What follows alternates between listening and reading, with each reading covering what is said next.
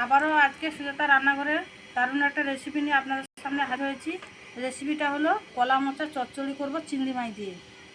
এই যে পেঁয়াজ নিয়েছি, টমেটো, কয়েকটা শুকনো লঙ্কা দেবো, বড় বড় দুটো রসুনের কোয়া, আদা, হলুদ গুঁড়ো, লবণ, সর্ষের তেল দেব, আর দেবো এই যে চন্দনী আর লবঙ্গ, এলাচ, দারচিনি, গরম মশলা, আর এই হচ্ছে জিরে, আর কয়েকটা আলু দেবো, আর চিংড়ি মাছ দেবো। আপনারা সঙ্গে থাকুন, দেখতে থাকুন। এই যে চিংড়ি মাছ, কড়া চিংড়ি, কিন্তু ছোট ছোট চিংড়ি, কড়া চিংড়ি তেমন বড় নয়। তো এই চিংড়ি মাছ দিয়ে চচ্চড়ি করবো। আগে থেকে কেটে দিয়ে আমি পরিষ্কার করে রেখেছি। এই যে এই কলা মোচার এই শক্ত অংশটাকে বাদ দিতে হবে, নাহলে তরকারিতে এগুলো খেচে খেচে থাকে, ভাল লাগে না, দেখতেও ভাল লাগবে না, কিছু না। এই যে এগুলো বাদ দিতে হবে। এই যে বটিতে এরকম আলতো করে ধরলেও এরকম ছেড়ে যাবে। এই যে আমার কাটা হয়ে গেছে। এবার আলু, আদা, রসুন, পেঁয়াজ এগুলো ছাড়িয়ে নেব। আপনারা সঙ্গে থাকুন, দেখতে থাকুন। মোচাটাকে আমি একটু হলুদ জলে হালকা করে সিদ্ধ করে নেব।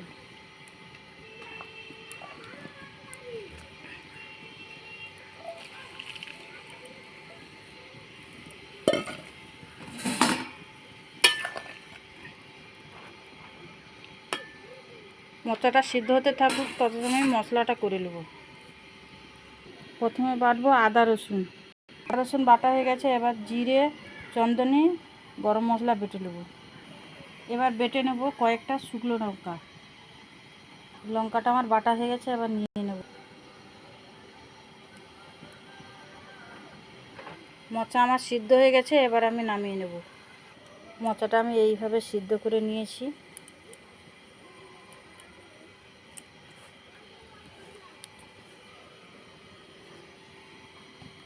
আলুটা, মোচা রান্না করার জন্য আলুটা এইভাবে কেটেছি। পুরো আলু ভাজার থেকে একটু বড় গুঁড়ো গুঁড়ো করে আলুটা ভেজেছি, কেটেছি ডুমো ডুমো করে। এবার আলুটা আমি ভেজে নেব। আলু ভাজার জন্য আমি খানিকটা সর্ষের তেল দিয়ে দিচ্ছি কড়াইতে।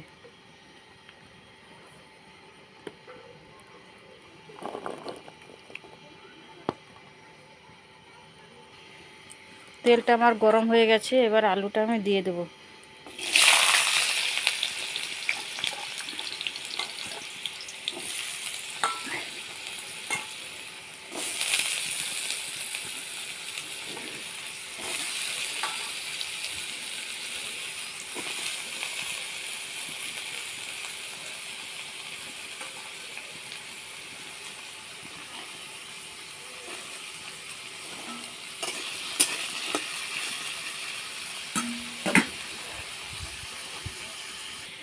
আলুটা আমার ভাজা হয়ে গেছে, এবার আমি নামিয়ে নেব।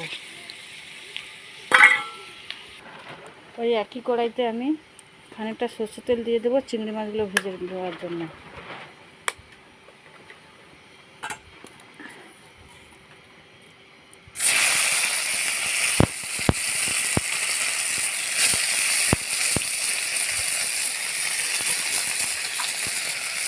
এক চামচ মতন লবণ, এক চামচ হলুদের গুঁড়ো,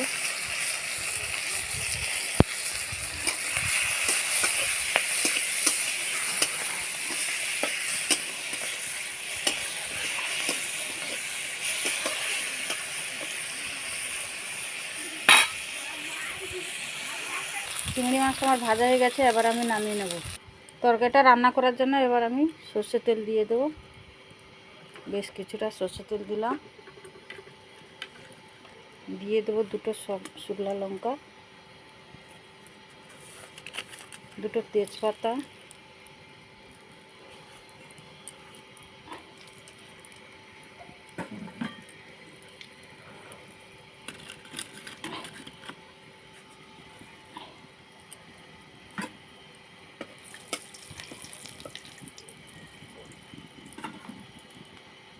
লঙ্কাগুলো আমার লাল লাল করে ভাজা হয়ে গেছে। এবার দেব পেঁয়াজ, কুচানো পেঁয়াজ,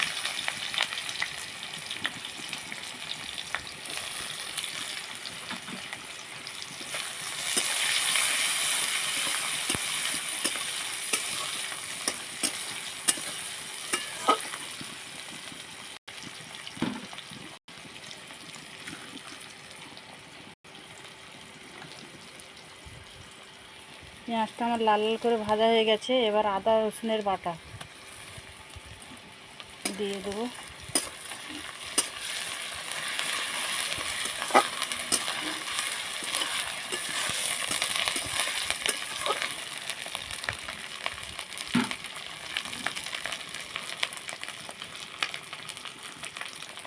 এবার দিয়ে দেবো লঙ্কার বাটা,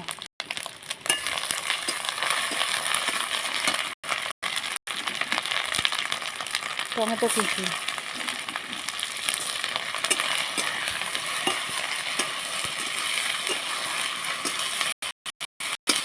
মশলাটা মেশানোর জন্য আমি অল্প একটু জল দিয়ে দিচ্ছি।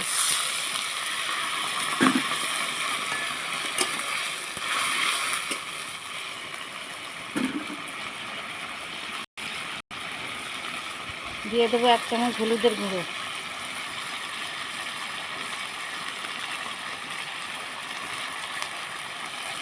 1 চামচ লবণ, আর 1/2 চামচ 1.5 চামচ লবণ দিলাম।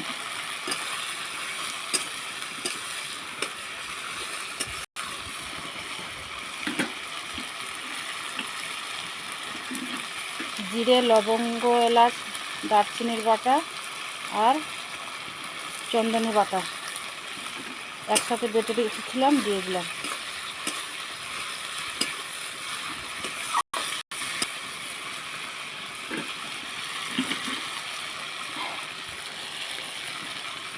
মশলা থেকে তেলটা ছড়ে গেছে। এবার ভেজে রাখা আলু আর চিংড়ি মাছ দিয়ে দেবো।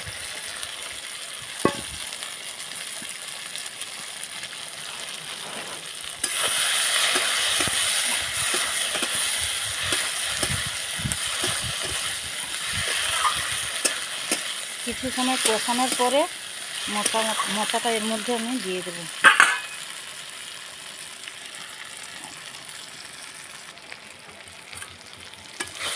আলুটা আমার ভালো করে কষানো হয়ে গেছে। এবার মশলা আমি দিয়ে দেবো।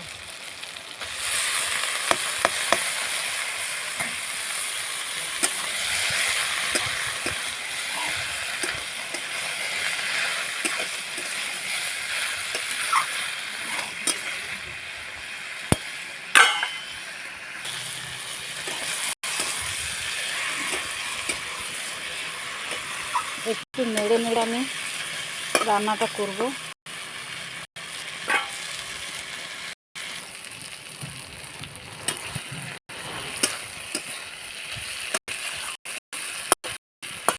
তরকারিটা এখনই কত লোভনীয় লাগছে। এরকম রান্না সত্যি খুব খেতে ভালো লাগবে। আপনারা বাড়িতে এইভাবে রান্না করবেন, দেখবেন সবাই খাবে, বড় কি বাচ্চা কি সবাই খাবে। রান্নাটা আমার হয়ে গেছে, এবার আমি নামিয়ে নেব। আমার উনানের রান্না আপনাদের দেখে কেমন লাগলো লাইক কমেন্ট শেয়ার করবেন। আবার দেখা হচ্ছে পরের ভিডিওতে। নমস্কার। এইভাবে মোচার চচ্চড়িটা আপনারা বাড়িতে করে খাবেন, দেখবেন খুব ভালো লাগবে এবং খুব সুস্বাদুও হবে।